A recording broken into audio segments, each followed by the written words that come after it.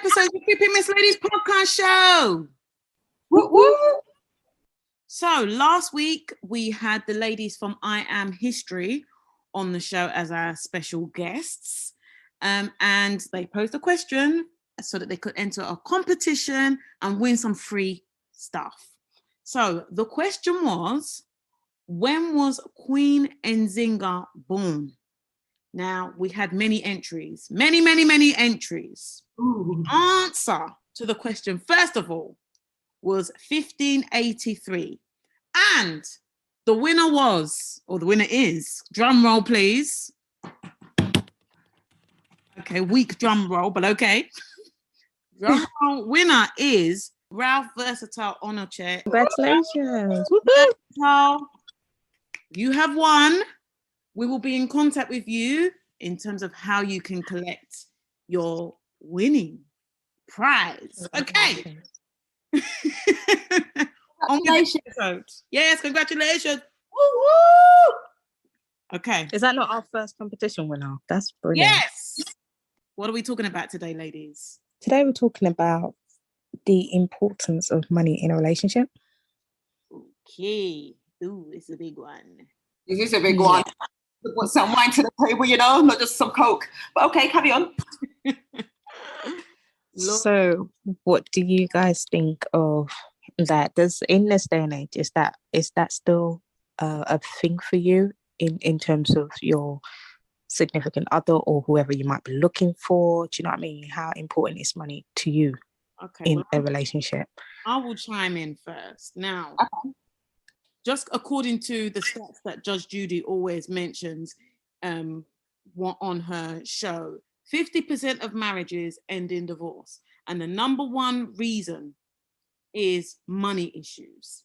So money is extremely important. Now, to me, listen, I beg, you don't have to be a millionaire, but please, millionaires are welcome, but at the same time, money is very important because nobody wants to come in, even included a man, really. No one wants to come in looking after anybody. I know me. Okay, maybe there are some people like that. I speak for me. I don't want to be looking after anybody. If you didn't come out of me, then it shouldn't be down to me to look after you. It should be a complete preach. Yes, it should be a partnership. So I'm coming to the table, you come with my stuff, you come to the table with your stuff. Again, like I said, you don't have to be a millionaire, but you need to be in a position where you can at least look after yourself. That's me as a woman, that's what I require. You to at least look after yourself. Or if something happens to me, you can hold things down until I can get back on my feet, and vice versa. But getting back on my feet, that implies that at one point you were on your feet. Not you were never on your feet. You've met me and now I'm going to drag you. Oh, no, boo-boo. That shit ain't gonna fly. Money is important. It is. Like I said, you don't have to be a millionaire, but have enough to at least look after yourself and at least take me out 1-2 date. That's good. Doesn't have to be every date like that, but 1-2 date. Take me out and okay. Yes. Nick, what are you saying? What are you saying about it? Well, I've been listening to Steve Harvey, who, he's been married 3 times. So again, I don't know how factual and how relevant his opinion is. But he's literally like, it should be like old school, like back in the day where, money is a major factor because at the end of the day, people need to eat. We also got to get paid. No one can be out here just hanging on each other. Gone are those days. So even though the women somewhat are raising or earning more money nowadays, men should still bring something to the table. It's very controversial though, because at the end of the day, we know that money is not the be all and the end of every relationship. Do we? Right? Wow. You get that. And people go through their struggles. We're coming off the pandemic, 2 years now. Times are tough. Times have been really, really tough. But it's also people living beyond their means as well, I think. I think money is important, but at the same time, people are having unrealistic goals for their lives. And that's also a major factor to discuss. Do you think that how we accept money, how we view this question as a race is different? If I ask a different race or someone from a different culture, do you think they would answer differently? Well, like I look at Because I look. Sorry, go ahead. I look at some Asian families and like their value in money, from what I understand and from what I've seen, is more in assets. They will have houses, they will have real gold, like real like plus 24 karat gold, and really nice cars paid outright. But to look at them, you will never think they have it. But I feel like for the Black culture, we tend to look like we have money and have none. As for the Caucasian culture, I'm not particularly sure. I think that was 50-50. But that's what I've seen so far in terms of the culture and how they value money very differently. I think Asians tend to hold value in land and of things, that they can really pass down to another generation. What I think, anyway. I disagree with that. I think that was a little bit of a too much of a generalization. I think, I think depending on, obviously, like I think Asians, just like Blacks, some of them look look like they're spending quite a lot of money on their appearance, and some of them ain't. I get what you're saying, but maybe they okay. Asian people, from what I know of, the way they save money, like the way they just do things culturally, in terms of you can have 25 of them in one house, but trust me, everyone's working full time and they've all they own that house. They own probably another couple of houses down the road. Like, they join forces a lot more. That's what I would say, more than Black people do. But back to the main topic. I think it's spread out. I think you will find some white people who are like, listen, my man has to come with a certain amount of money and that's it. But there are also some Black people who are like that. With Asians, a lot of, especially like in the like Indian and Pakistani community, they have these things, called classes. Like when they're getting married, they're kind of checking, I think it's either class or like caste. I think they call it caste. Where I guess it's kind of like like a status in the family. You want to be with the right kind of caste kind of thing. And I don't know what that caste exactly is based on, but I can only imagine it's based on money. It's based on, money's got to, I think, it's got to be the center of it all. So I just think it depends. It really does. I think probably, I don't know. I think it just depends. There are some girls out there that, like I said, that are like, no, if he's not making X, Y, Z, don't even talk to me about it. Do you know what I mean? And there are some of us new age women who are like, we can make our own. And we're not trying to say that means that you shouldn't bring anything to the table, but I can, we should be at least an equal footing. You should at least have a job. Don't try and come to me with no job. And I think that's a fair statement. But in this day and age, that's more than accurate. but that works both ways. Like I don't expect a man to come to me and I'm not working. I'm like, hey baby, take me. But why not? But why not? Ooh. But why not? So that's what I'm saying about race and culture. It's like there are some view that some race would be like, yes, he should have and he should take care of me whether I choose to work or not. It's expected of the male. Do you understand what I'm saying? Yeah. In the sense that the woman does not have to work. They were raised to know that the man works, you stay at home, maybe take care of the kids, but you get looked after, you get treated well. Do you understand what I'm saying, kind of thing? Mm-hmm.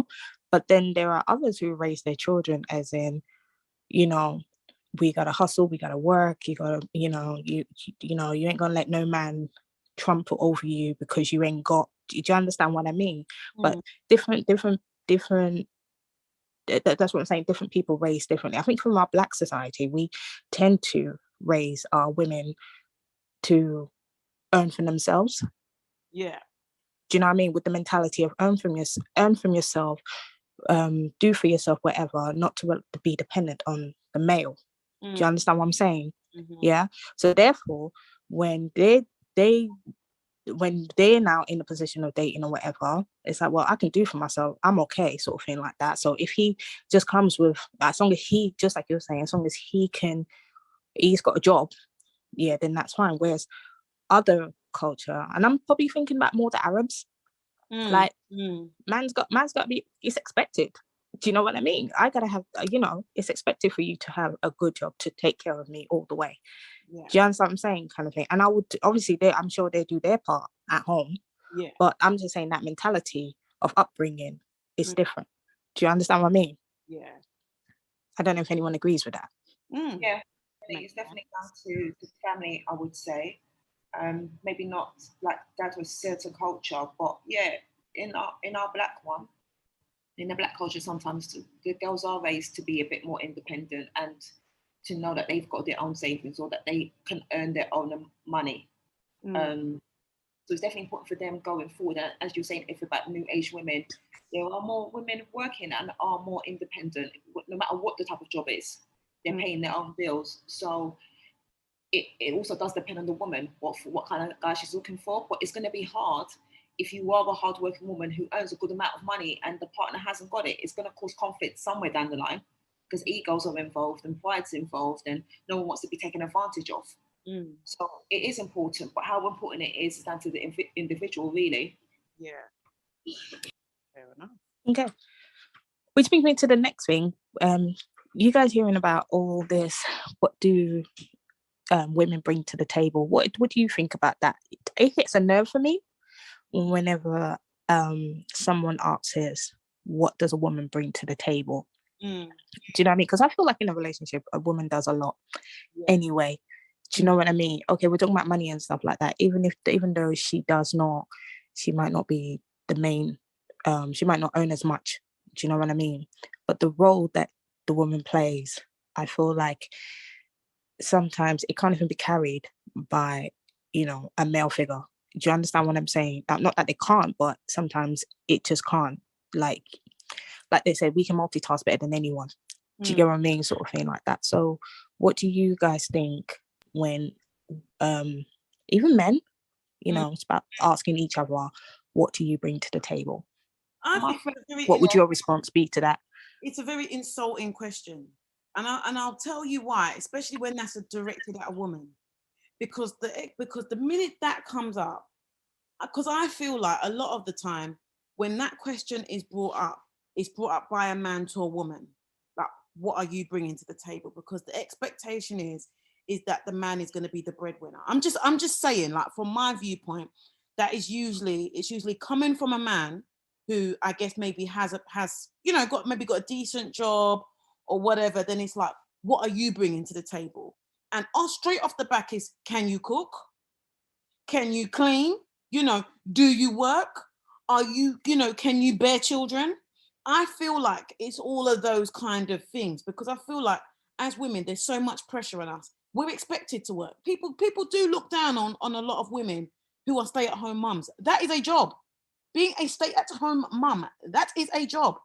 Because trust me, most men wouldn't switch places with that woman, because whatever she's doing at home is harder than what they're probably doing in the office. And that is straight facts, because the kids ain't going, well, mummy or daddy, would you like a break? I'll just sit down and be quiet, shall I? I'll just go into my stomach not to rumble, shall I? No, I feel like that question really gets fired at women. And the top question is, can you cook? Can you be, can you be Whitney Houston? I am every woman. That is basically what it is. And I think it's an unfair question. I know as a woman, I'm bringing more to the table than your average woman. I'm just going to put that out there. I know I'm bringing that to the table. Bitch, what can you bring? That's what I want. What can you bring? Personally, please. She means no harm. Sorry. No. But what do you think? My friend, who's an ex-nursery manager, said that her social worker friend said that when a man leaves the family home, you do notice a difference. But the children still thrive, they still eat, they still look well kept, everything.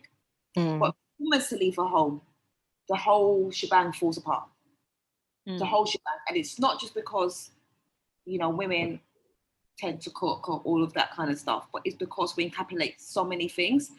And like if we're saying, it's a really unfair question, because even just the bare minimum that we do is more than half that what men do. And it's no offense to any men, because there are some men out there who are doing more than the most. Yeah, definitely. There are some who are doing everything, or a lot, do we say, they're cooking, they're cleaning, all of that. But they tend not to be the men who are asking this question, isn't it? Definitely not. Definitely not. And my thing is that it's about balance, and it's about working together with someone. It's about a partnership, you know. That's right. About it, but you know, you come home, and again, if you want to be offended by this, you could be offended. It is what it is. I come home, it's a second job, because all over again, the demand starts again, the cleaning starts again, the cooking starts again, the thinking starts again, the planning starts again, the organization starts again, like I would do 9 to 5. So it just starts again. It's another shift. And again, no offense by it, but that's the way. It's kind of like just keeping it going. So to say what does a woman bring to the table is a thing of where you need to answer yourself about what do you bring to a table, and how consistently are you bringing it? Because people can bring to the table and only do it for a short term, whereas a woman can do it forever. There's no short time, there's no breaks. Yeah, children are getting older, but there's new demands, there's new pressures, there's new conversations. You know, even just talking to your child is a whole nother task. And listening to your child, or even if you don't even have children, and it's a woman and it's a man both living together. Yeah, I was gonna say that. Yeah. In a day, or even before that day, you were still sleeping, my friend. 3 months down the line, that you're trying to plan even your own birthday party, and then you possibly flop. You almost have to pick up this, call that person, sort this out, get the plan B just in case that thing don't work out, then go to this wholesaler.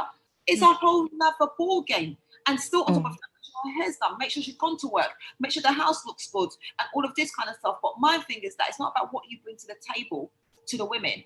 It's about what are you yourself bringing to any table, and how long are you bringing it for? And if you're not bringing it every day, all year long, you have no place asking that question of any woman. Simple as. Preach. I can feel the nerves in all of that. I ain't gonna lie. I'm still smiling. I see that too. All right, ladies. Have we got time for another one? We do. Oh, we do. Okay. So, next thing I was going to ask you guys is, would you ever have your partner assessed for a disorder? Oh Lord. Now I'm talking about, you know, like you've been dating for a while, you're about to make that commitment. Now, some people would go into therapy, and iron out issues. Do you know what I mean? You know, sometimes there's some issues that both of you don't even know. Yeah. And some people would have their partners, so I learned, assess for any maybe ADHD disorder, what do you call it? What's the other one? You know, like undiagnosed disorders that could come up later in a relationship and then be a problem. You know, something like, I don't want to find this out later on. I want to know now if there's anything that you've got that might be the reason why you are the way you are, but you don't know. Even something that's, you know, narcissistic, you know, personality, you know, kind of thing like that. Would you guys do that? I mean, people do get, you know, is it STI? I forgot what they say, STI or STDs. I'm sure it's STD. Test and whatever. So would you do this sort of test to find out if there's any, I hate to say, not crazy, but do you know what I mean? Anything in the works that I should know before I go down the aisle? Basically. Sorry? Some surprises that are not really surprises, basically. Yeah.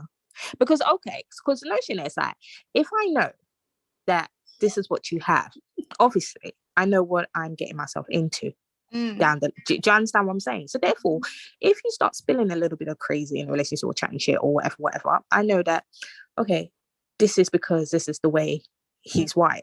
Do you understand what I'm saying? Kind of thing like that. Did you get what I mean? As opposed to, I'm already 2-3 years down the line in marriage with you, and then this starts popping up. You know, it could be a deal breaker for some people because it might be some stress that you really don't want to handle or you don't know how to, do you know what I mean, sort of thing, handle.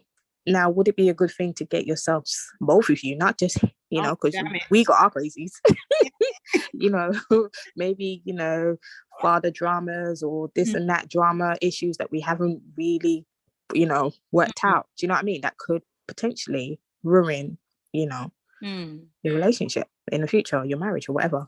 Okay, do you think it's a good idea to both of you getting assessed?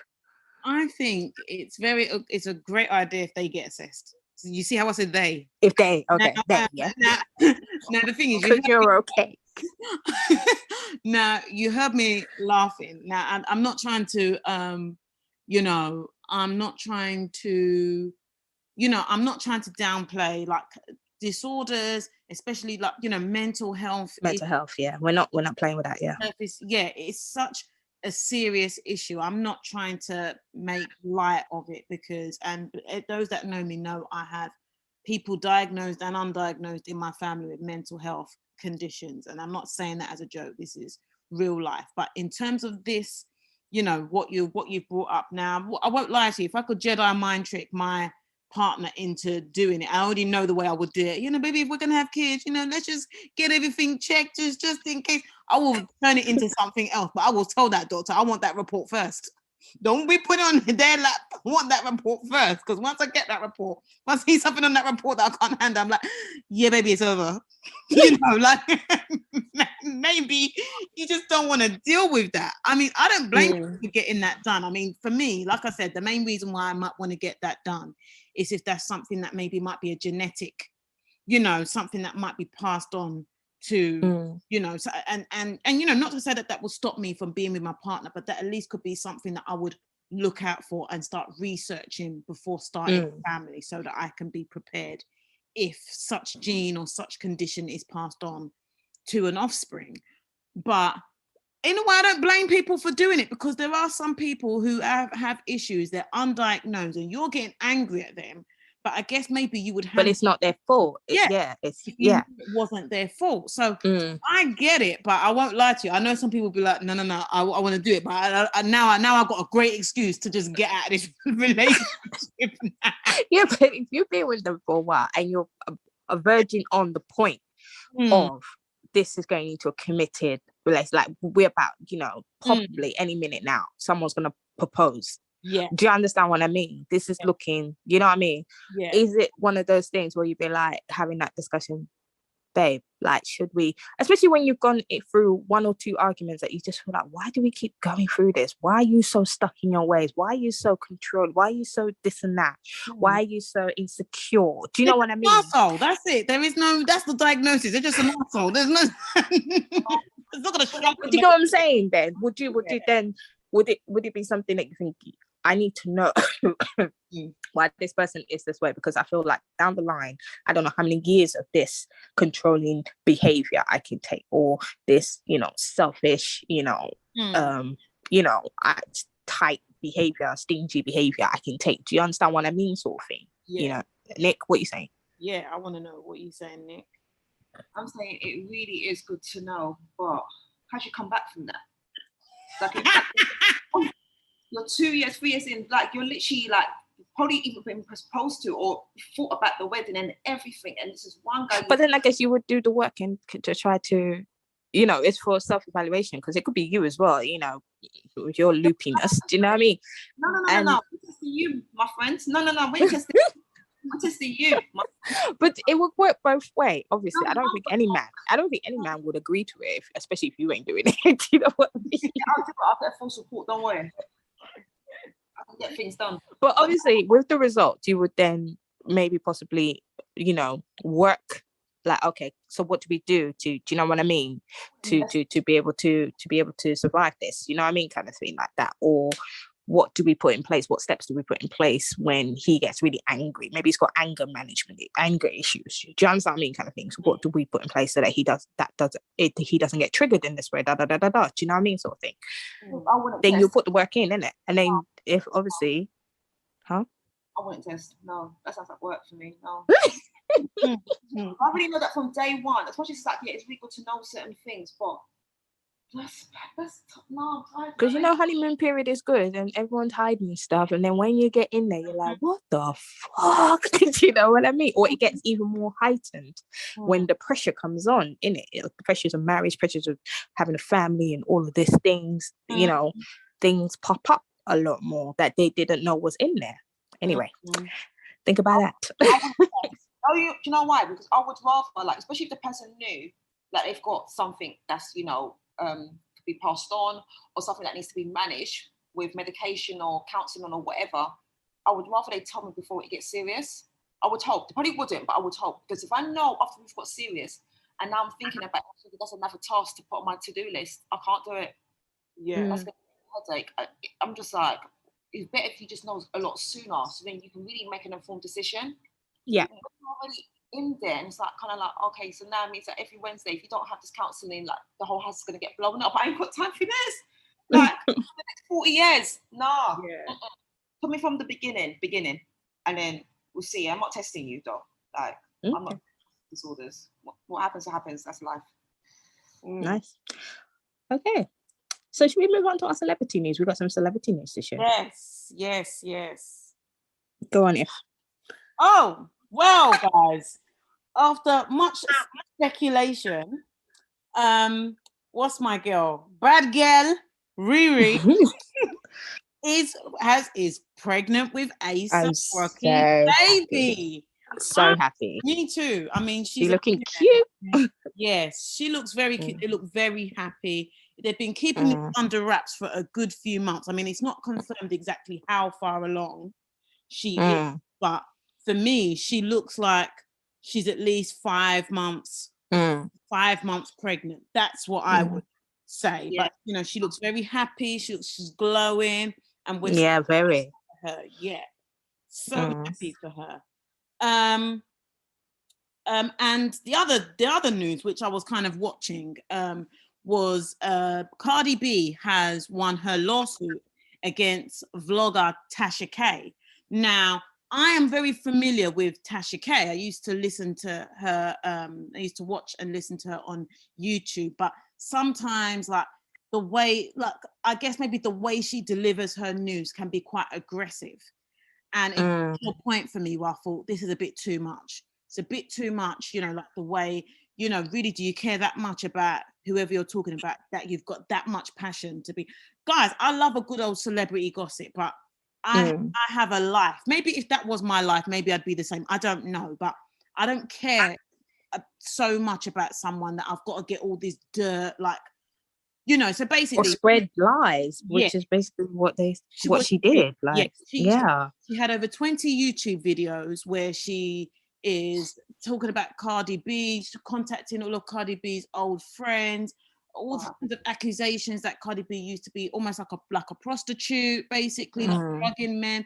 Take their wake up, she's got their wallet, you know, saying that she had an STI, that she had complications in her pregnancies due to the STI, that she's been cheating on Offset's been cheating on her, all sorts of, you know, shenanigans. And Cardi B was like, I am going to sue this bitch's ass. She sued her and she's won over 400 million in damages. Now, I don't know what money vlogging brings in, but bitch, Tasha K, you ain't got that money. She even admitted that she lied about it. What kind of foolishness are you? You admitted that you lied about it. You know, so you got 4 million to pay. But over this, YouTube could take her off the platform. I mean, thankfully, she had the right mind to start building up. I think she's got her own app now where people can still follow her, and she's got 1 million followers. Bitch, you're gonna need more than that to pay that 4 million. Everyone's gonna be paying for that. Once you're dead, that now should go on to your kids, and they'll be paying for it. Oh my God. Oh, that you were really upset by it. No, guys. I'm just saying, don't that you can't. You know what I mean? At the end of you can't do that. If you like baby or not, she's got to make her money as well. You can say you don't like her, but come on, man. Like, don't spew hate. Don't spew false shit. Yeah, that's it. That's it from me on that, guys. Oh, you forgot to mention Nick Cannon. Nick Cannon's on his 8th baby. Yes. No, I didn't forget. I didn't want to mention. Okay.